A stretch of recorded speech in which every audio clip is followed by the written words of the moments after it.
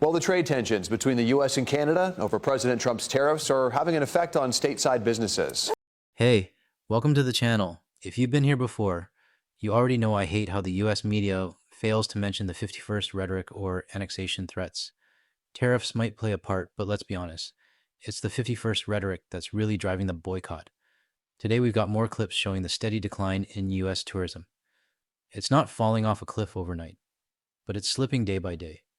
Vegas is struggling, California is pleading for us to come back. And personally, I'm not going anywhere south of the border, and I'm sure many of you feel the same way. If you're new here and enjoying the content, a like and subscribe goes a long way.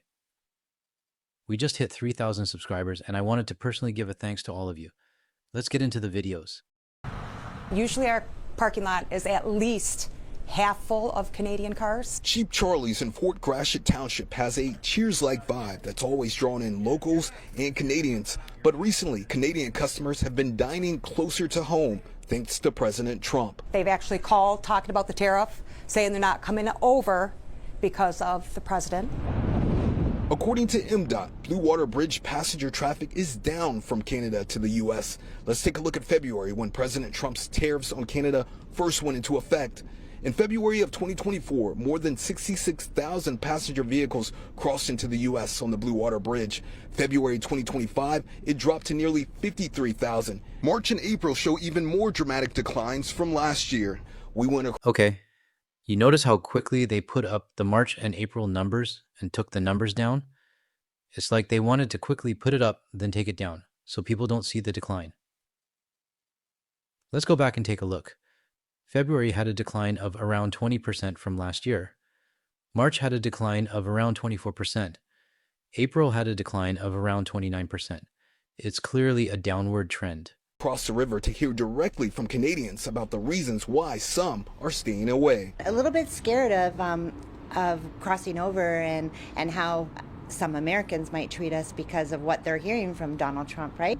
I just feel like we have to stick together as Canadians and, support each other. Back in Port Huron, Mayor Anita Ashford shared that her city and the surrounding area are paying the price for something out of their control. We didn't strike this match, but we all caught up in this brush fire. We spoke with some Canadians today who have family in the U.S. and they're planning to visit their family this summer. And some of them didn't want to talk on camera because they were afraid that there could be repercussions. And I don't blame the Canadians for not wanting to go on camera. But again, nowhere in this report did they mention the 51st state rhetoric. Let's move on to the next clip.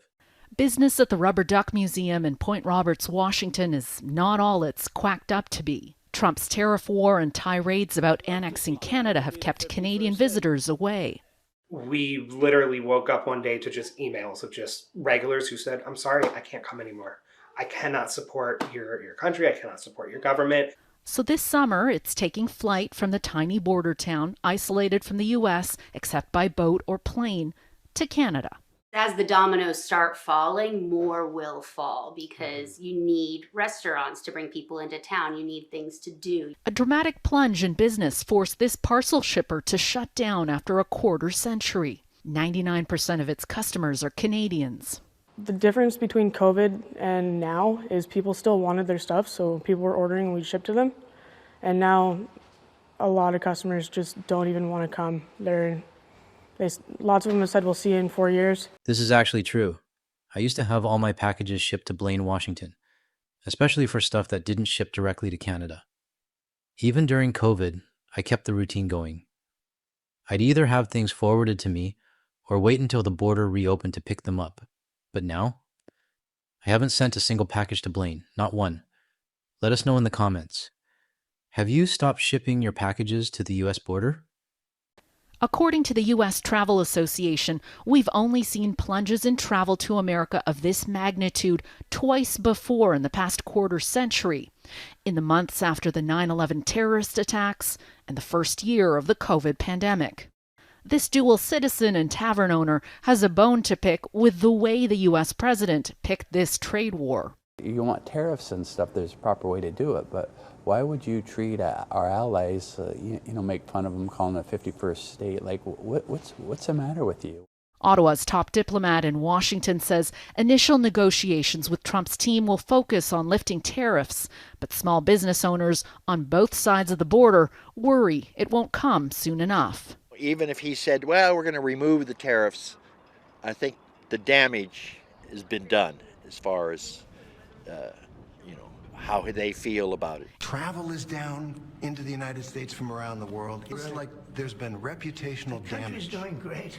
Well, prices are down, not the tourism. Gasoline's down, energy's down, tourism is going to be way up. Wait till you see the numbers. The tourism is way up. Not now. Now Canada, tourism's doing very well. We're doing very well. So, to be clear, travel is not just down, it is down by massive amounts. With some of the people I'm speaking to, some of the biggest hotels in the world, calling this COVID-19 levels. We're talking about a 14% decrease in people flying into the US in the month of April, and a 32% decrease from those from Canada coming into the US, which is some of our biggest tourists in most of our major US cities. But why do you care, right? You're not a hotel, you're not whatever. Travel impacts so much of our daily lives, you have no idea. Yes, it impacts our hotels, but it also impacts the restaurants that are open. It also impacts our pricing for certain things because there's so much tourists that come in and buy things that it allows for large amounts of supply to be made and created, and therefore for our pricing to go down. The reason why so many of our cities thrive during high season, right? Remember what happened during COVID. Restaurants shut down, small businesses shut down. This doesn't affect, you guys, the deltas of the world as much as it affects your grandparents' restaurant. You know what I mean? As much as it affects your mother's cricket business. That's who this affects. It's the small businesses. And it is a domino effect. Travel and tourism is one of the biggest things that we have in the US that makes us money. So when travel is down, it impacts the entire economy.